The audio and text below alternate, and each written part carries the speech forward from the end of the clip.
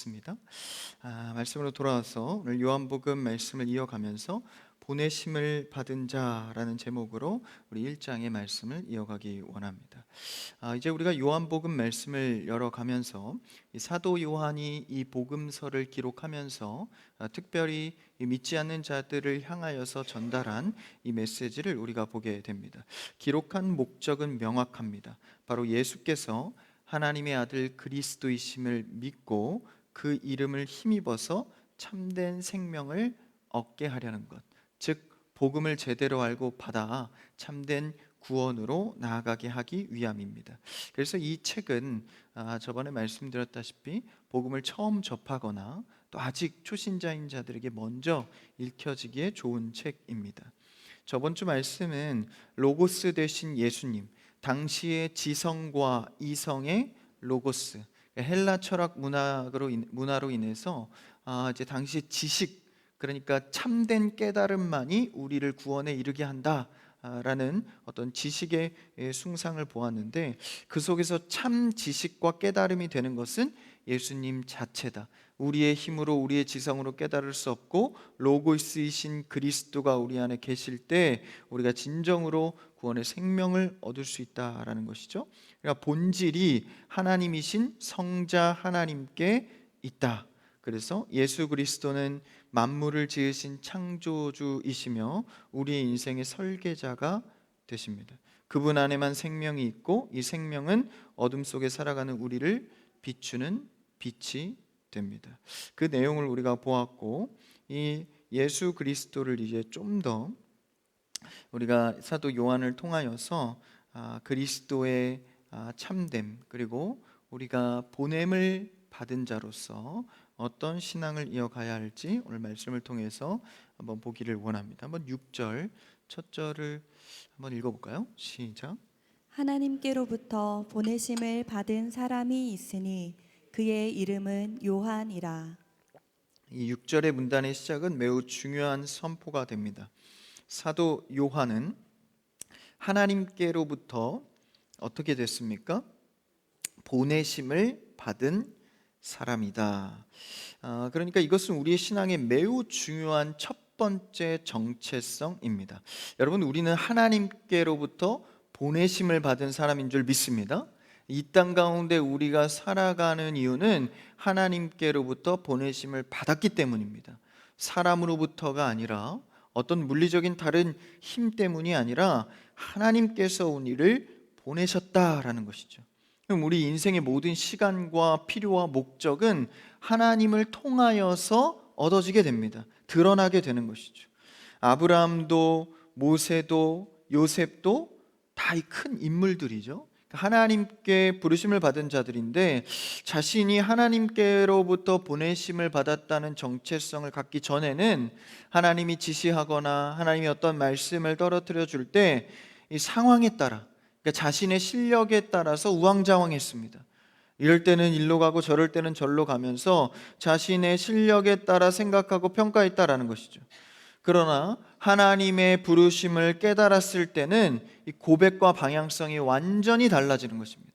의심되고 상황과 환경은 그렇지 않지만 하나님의 말씀의 주권대로 순종해 가는 것이죠. 왜냐하면 하나님께서 보내심을 받았기 때문에, 하나님께로부터 받았기 때문입니다.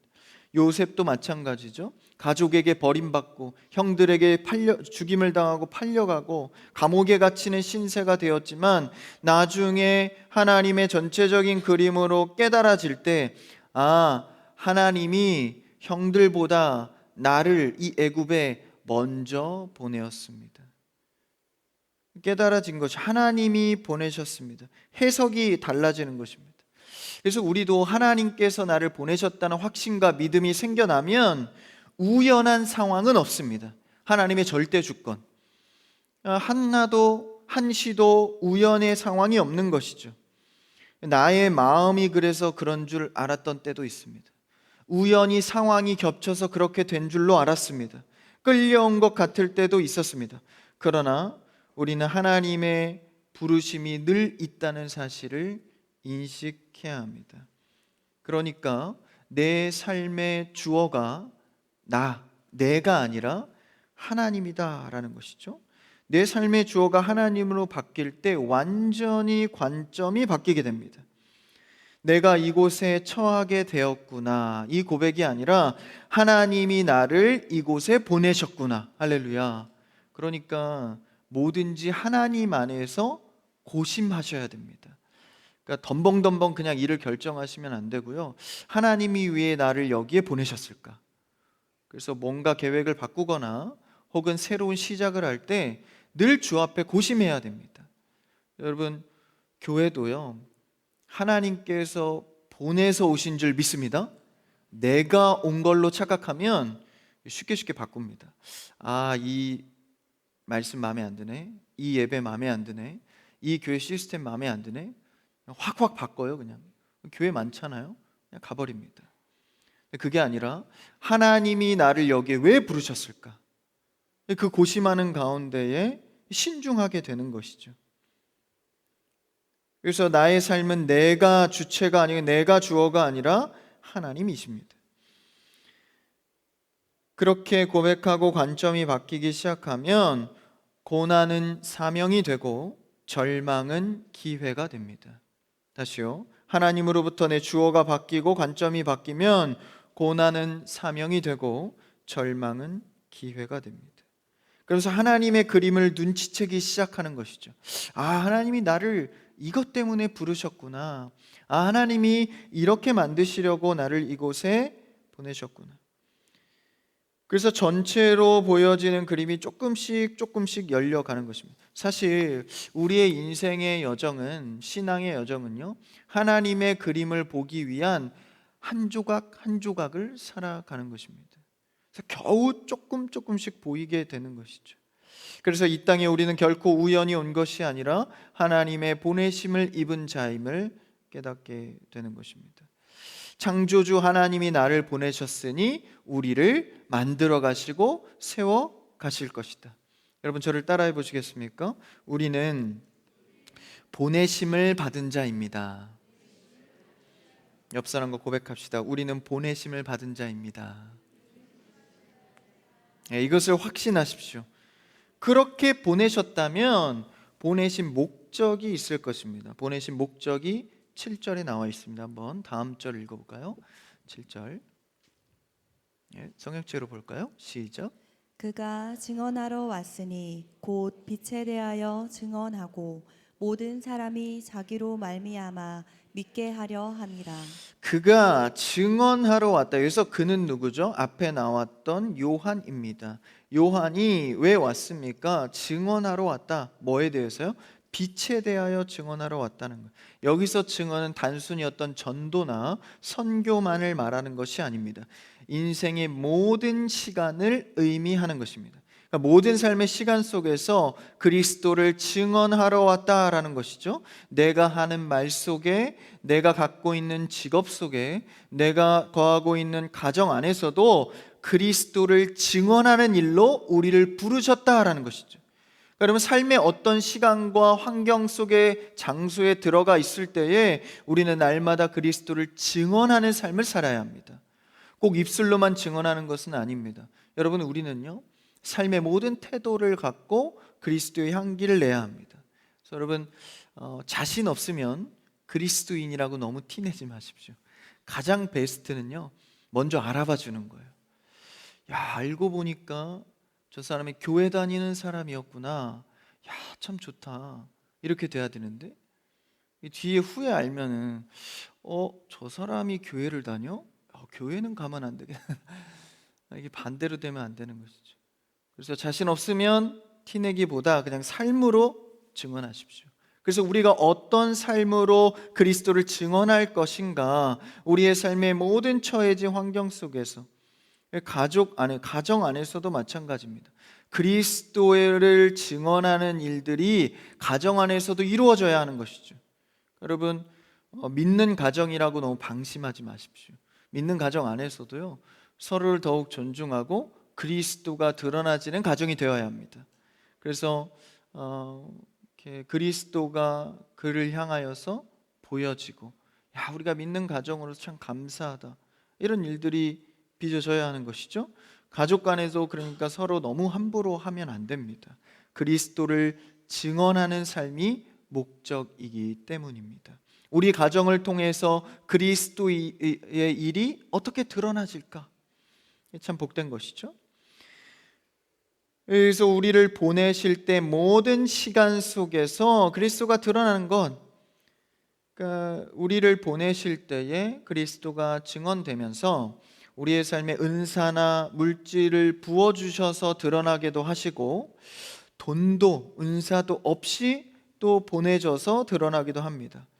근데 여러분, 중요한 것은 물질이나 은사가 많을 때 사실 더 편한 게 있겠죠. 근데 사실 그게 없어도 그리스도를 충분히 증언할 수 있는 삶은 가능합니다. 중요한 것은 소유의 유무가 아니라 방향입니다. 내가 어떤 삶의 방향을 놓고 살아갈 것인가. 풍요로울 때는 그 풍요로움으로 주님의 너그러움을 증언할 수 있고, 부족할 때는 부족함 속에서 무너지지 않는 평안을 통하여서 주님의 능력을 증언할 수 있습니다. 증언하기 위해 보내졌는데 그 은사나 명예나 물질을 갖고 그러니까 증언하기 위해 보내진 것이 흔들린다면 하나님께서 보낸 것이 아니죠. 그것은 물질이 보낸 겁니다. 은사가 보낸 겁니다. 그것이 없어도 하나님이 보내셨으니 그를 통하여서 드러낼 수 있어야 하는 것이죠.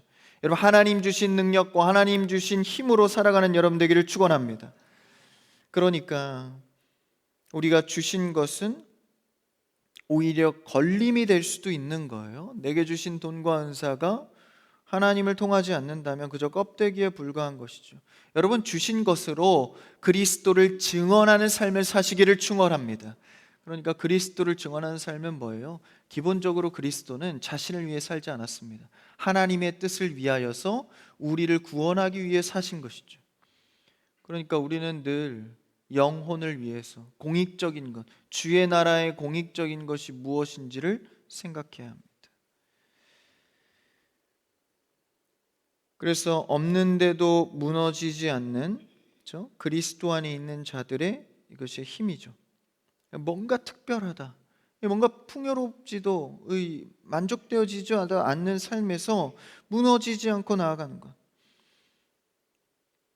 우리는 증언자의 삶을 살면서 무엇을 부족해하고 무엇을 구하고 있습니까? 혹시 그 구하는 제목이 오로지 나에게 맞춰진 구함이 아닙니까? 혹은 내가 부족하고 구하는 것이 하나님의 나라의 공익을 위해 구하는 것입니까? 우리는 하나님께서 우리의 실력 안에 있는 것이 아니라 하나님의 실력을 우리에 더하시기 때문에, 그것이 무엇입니까? 믿음의 그릇입니다. 우리에게 주신 믿음의 그릇과 분량대로 사용하시기 때문에 우리는 자랑할 거 없이 그저 주신 대로 그리스도를 드러내면 되는 것입니다. 사실 이렇게 부족한 자들, 육신적으로나 신체적으로 또 부족한 자들이 얼마든지 하나님을 위해서 사는 것을 볼 때 이 수많은 간증을 듣지 않습니까? 그럴 때 참 우리의 모자람을 보게 됩니다. 우리는 사실 주신 것이 너무나도 많은데 그것으로 드러내기는커녕 그냥 사회적 가치, 세상적 가치에서 더 갖기만을 원하는 모습을 볼 때 참 이 요한이 말하고자 하는 7절에 증언하러 왔다. 뭐에 대해서요? 빛에 대하여, 빛에 대하여. 빛에 대하여 증언하는데 모든 사람들을 믿게 한다. 그러니까 드러난 증언에 그 빛을 거부하는 자도 있고 그 빛을 받아들이는 자가 있는데, 예수님을 믿고 하나님을 아버지라 받고 그 관계에서 살아갈 수 있도록 그 영적인 것을 누릴 수 있도록 한다라는 것이죠. 여러분, 우리가 예수님을 믿고 하나님을 아버지로 받아들인다는 것이 얼마나 큰 감격인지 모릅니다. 왜냐하면 우리 안에서 절대로 생성할 수 없는 일이기 때문입니다. 에베소서 2장 8절, 굉장히 유명한 말씀이죠. 믿음을 선물로 받았다는 말씀인데 이 말씀 한번 읽어볼까요? 시작. 너희는 그 은혜에 의하여 믿음으로 말미암아 구원을 받았으니 이것은 너희에게서 난 것이 아니요 하나님의 선물이라. 여러분, 믿음은 은혜로 말미암아 선물로 주신 것입니다. 거저 주신 것이죠. 그러니까 예수님을 믿고 아버지로 받는다는 것은 우리에게 얼마나 큰 감격인지 모릅니다. 커져받은 것이죠. 빛이 드러나고 말씀이 드러났다. 이 빛을 받을 수 있는 은혜가 얼마나 감사합니까? 그런데 빛을 거부하거나 받는 사람으로 나뉘어지죠. 거부하는 자들도 있다라는 걸. 한번 8절, 9절 두 절을 한번 읽어볼까요? 오늘 본문 시작. 그는 이 빛이 아니요 이 빛에 대하여 증언하러 온 자라. 9절. 참 빛 곧 세상에 와서 각 사람에게 비추는 빛이 있었나니. 세례 요한은요, 빛이 아닙니다. 빛에 대해 증언하러 온 자다라고 말하고 있죠. 그리스도인의 이 태도는 빛, 주인, 그러니까 우리가 주인이 아닙니다. 그것을 뻔히 아는데 지금 밝히고 있어요. 그는 이 빛이 아니다. 그러니까 주인은 예수 그리스도, 주인에 대한 증언을 하러 왔다는 것이죠. 내가 주인 되어서 내가 열심히 벌었고 내가 결정했기에 일어난 결과이고 생각하는 순간 율법주의자가 됩니다. 내 공로를 내가 그냥 다 받는 것이죠. 네, 우리의 출발 기초는 늘 주의 은혜로, 믿음도 구원도 은혜로 된 것인데 우리의 삶의 은혜가 아닌 것이 어디 있겠습니까? 그게 출발입니다. 하나님께서 주시고 하나님께서 거두십니다. 우리의 모든 출발은 주의 은혜로 된 것입니다. 은혜가 아닌 것이 하나도 없는 것이죠. 우리 옆 사람과 고백해 볼까요? 모든 것이 주의 은혜입니다. 이것이 우리의 삶의 모든 출발이 되어야 한다는 거예요. 참 빛, 9절에 나오죠. 참 빛은 거짓의 반대인 참 빛이 아니라 본질적이고 근본적인 진짜를 말합니다. 궁극적이고 실제적이다. 이게 진짜다. 진짜 빛을 말하는 거죠. 이것이 모든 사람에게 비추는 이 빛은 보편적 계시를 의미합니다. 그리스도의 빛이 모든 인류의 도덕적, 영적 자각의 근원임을 말해주고 있는 것이죠. 여러분, 예수 그리스도의 빛이 모든 것의 근원인 줄 믿습니다. 모든 시작은 그리스도로부터 발생한다라는 것이죠. 그러니까 그리스도를 통과하지 않으면 이게 참된 것이 아니라는 거예요. 한계가 있고 싸움이 되고 갈등이 되고, 그래서 우리는 인간의 갈등과 어려움 속에서도 먼저 그리스도의 참빛 주님을 먼저 의지해야 합니다. 그 다음 10절을 한번 읽어볼까요? 10절 시작. 그가 세상에 계셨으며 세상은 그로 말미암아 지은 바 되었을 때 세상이 그를 알지 못하였고. 그를 알지 못하였다. 여기서 안다는 것은 단순히 정보만을 습득하는 것을 의미하지 않고 관계적 알을 말합니다. 빛 주인이 오셨는데 세상이 그를 주인의 관계적으로 인식하지 못했다. 그러니까 자기가 주인인 줄 알고 살았다라는 것이죠. 이것은 창조주가 피조물에게 거절당하는 극적인 아이러니와 비극성입니다. 창조주가 빛으로 오셨는데 알아보질 못하는 거예요. 내 진짜 주인이 본향이 어딘지를 모르고 살아가는 것입니다. 그런데 이게 웬일입니까? 우리는 그리스도의 빛을 통하여서 어느 날 문득 선물로 그 믿음을 받았다라는 것이죠. 여러분, 이 감격이 우리 안에 들어오는 순간 터져 나오는 것이죠. 참을 수가 없는 겁니다. 이것을 전해야겠다. 어찌 이것을 모를 수 있는가? 그리스도 안에서 전하게 되는 것이죠. 영접하지 않았다. 11절에 뭐라고 합니까? 11절 시작. 자기 땅에 오매 자기 백성이 영접하지 아니하였으나. 영접하지 않았다라는 거예요. 창조주가 지은 그들이 창조주를 받아들이지 않았다. 사람들이 알지 못해. 왜 알지 못합니까? 무지해서입니다. 그러니까 진짜가 무엇인지를 깨닫지 못하는 것이죠. 사람들은 자기 중심적인 삶의 체계를 유지하고 싶어서 이 빛을 거절합니다. 왜냐하면 빛이 들어오면 어둠을 드러내기 때문입니다. 다시 말하면 죄를 밝히기 때문이죠. 그러니까 사실 우리가 거쳐야 하는 것은요, 그리스도의 빛이 들어오면 내 죄를 발견하게 되는 것입니다. 야, 이게 전에는 죄인지 몰랐는데 내가 무심코 했던 말 한마디가 이렇게 주 앞에 큰 죄라니. 빛이 들어오면 그게 드러나는 거예요. 그러니까 믿지 않는 자들은 갑작스럽게 이게 죄인이라는 것을 받아들이기가 쉽지 않죠. 그러나 이 거절의 현장 속에서도 영접하는 자들이 있다라는 거예요. 12절에 보니까 영접하는 자, 곧 그 이름을 믿는 자들. 여러분, 여호와를 힘써 아는 여러분 되기를 축원합니다. 여호와를 영접하는 자, 그 속에서도, 폐역한 세계 속에서도 우리는 날마다 여호와께 붙어 있어. 여호와를 알자, 여호와를 알자, 여호와를 힘써 알자. 그러니까 주님만을 의지하는 우리가 되어야 하는 것이죠. 그래서 하나님을 아는 세계로 들어가야 합니다. 12절에 뭐라고 고백합니까? 같이 읽어볼까요? 시작. 영접하는 자, 곧 그 이름을 믿는 자들에게는 하나님의 자녀가 되는 권세를 주셨으니. 믿는 자들에게는 하나님의 자녀가 된다. 여기서 된다는 것은 창조 때 쓰여졌던 단어입니다. 그러니까 하나님의 자녀로 새롭게 창조해 주신다. 믿는 자들은 죄인에 머무는 게 아니라 죄인인 것을 드러내서 아프지만 그 속에서 자녀가 되는 새 창조의 권세를 주셨다라는 것이죠. 믿는 자들은요, 새롭게 태어나게 한다라는 것입니다. 자녀로서 말이죠. 그 권세, 특권, 자격을 주셨다라는 것입니다. 여러분, 자녀는 특권이 있는 자들입니다.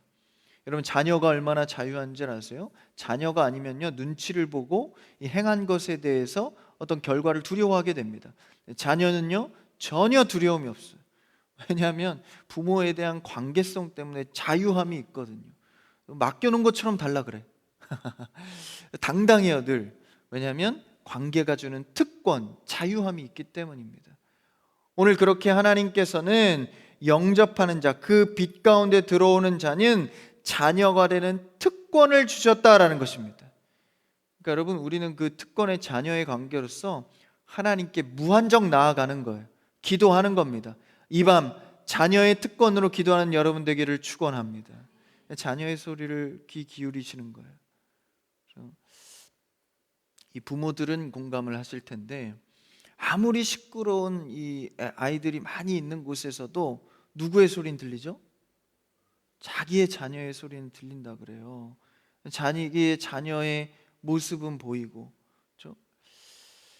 제가 이번 주에 우리 김정현 형제 군입대 해가지고 제 월요일 날 갔다 왔어요. 논산에 갔다 왔는데, 정현 형제가 이제 그 입소식을 이렇게 하더라고요. 입대식을 하는데, 여러분 그 풍경을 잘 아시죠? 이제 연병장에 이제 비어 있고, 이제 사열대 둘러서 이렇게 부모님이랑 이제 입대할 우리 청년들이 있다가, 이제 그 입대할 인원들은 앞으로 나오세요 하면 이제 아이들이 부모님 확 인사를 하잖아요. 쫙 이제 연병장에 모입니다. 정말 이 수백 명의 이 군 장병들이 이렇게 쫙 모이면 정말 이게 좀 장관이거든요. 막 이렇게 몰려와요. 부모님이랑 막 울면서 인사하고 이렇게 가운데로 모이거든요. 근데 쫙 가는데 저는 이게 그 누가 누군지 모르겠더라. 다 머리를 잘라서. 근데 이제 다 자기 자녀만 보잖아요. 요새 핸드폰이 좋아서요. 이렇게 핸드폰을 열면 이렇게 확대를 할 수가 있어요. 100배 줌 이런 거 써보면 쫙 확대를 해요. 자기 자녀를 쫙 정확하게 찾아내요. 저는 모르겠더라고. 다 머리를 깎아놓으니까. 그 많은 사람, 똑같은 사람인 것 같은데 뒷모습만 봐도 찾아내는 거예요. 하나님도요, 자녀의 특권을 받은 우리에게 집중하고 계십니다. 그래서 여러분 기도하실 때요, 그냥 아버지로서 막 뱉어내십시오. 뭐 여러 가지 뭐 이렇게 기도의 어떤 방법들, 뭐 기도의 뭐 이 색채들 여러 가지가 있지만, 그냥 자녀의 특권으로서 하나님께 부르짖으십시오. 하나님은 들으시고 자녀의 소리에 집중하십니다. 자녀의 소리를 듣고 있는 거 어떻게 고백하나, 무엇을 원하나. 그래서 그 특권을 받은 자로서 주 앞에 자유하고 담대히 서는 것이죠. 13절에 뭐라고 이어서 말합니까? 읽어볼까요? 시작. 이는 혈통으로나 육정으로나 사람의 뜻으로 나지 아니하고 오직 하나님께로부터 난 자들이니라. 혈통으로나 육정으로나 사람의 뜻으로, 그러니까 사람의 계획이나 생물학적으로 날 수 있는 것이 아니다. 이 빛에 들어와서 자녀가 되는 것은 우리가 남자 여자가 결혼해서 자녀를 낳는 그런 생물학적인 것도 아니고 사람의 계획이나 능력으로 된 것도 아니다. 오직 하나님께로부터 난 자들이니라. 할렐루야. 그분을 거쳐서만 얻을 수 있는 특권이다라는 것이죠. 우리의 구원은요, 구원이 주는 자유함은 사람의 노력으로 된 것이 아닙니다. 우리의 시도에 있지 않습니다. 전적인 하나님의 주권에 있는 것이죠. 위에서부터 내려오는 은혜, 밑에서부터 우리가 노력으로 끌어올리는 게 아닙니다. 위로부터 난 자들이다라는 것이죠. 그래서 우리는 인식을 자꾸 새롭게 해야 합니다. 여러분, 우리는 위에서부터 난 자들입니다. 하나님의 부어주신 은혜로부터 새롭게 된 자들이다라는 것이죠. 여러분, 우리는 요한복음 오늘 말씀을 통하여서 근본적인 정체성, 삶의 목적을 다시 확인하게 됩니다. 여러분, 우리는 어쩌다 이 자리에 있는 사람들이 아닙니다. 어쩌다 가정과 직장에 부름받은 자들이 아닙니다. 세상은 우리를 환경의 산물이라고 말하고 때로는 우연에 의해서 흘러가는 존재라고 말하지만 성경은 분명히 선포합니다.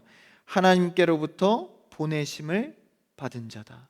여러분, 이것이 우리의 모든 삶의 전반에 인식의 출발이 되어야 합니다. 그래서 우리의 삶은 때로는 물질로 넉넉할 수도 있고 몹시 부족할 수도 있습니다. 때로는 남들이 부러워할 명예가 있을 수도 있고 때로는 이름 없이 헌신해야 할 때도 있습니다. 그러나 기억하십시오. 이 모든 상황은 조건이 아니라 주 예수 그리스도를 증언하기 위함입니다. 많으나 적으나 주 그리스도를 드러내기 위함이니 우리는 그 방향만 맞으면 언제든 자유하고 평안하게 살아갈 수 있습니다. 풍요 속에서는 주님의 너그러움으로, 고난 속에서는 주님 주시는 평안으로 예수님을 드러내면 되는 것이죠. 우리는 내 힘으로 하나님의 자녀라는 지위를 쟁취한 사람들이 아닙니다. 하늘에서 내려오는 은혜를 통해서 특권, 자녀의 특권을 부여받은 사람입니다. 내가 주인 되어 내 인생을 증명하려 애쓰는 율법 주기의 수고로움을 내려놓고 참 빛 대신 예수 그리스도의 은혜 안에 거하는 저와 여러분 모든 가정들이 되시기를 주님의 이름으로 축원합니다.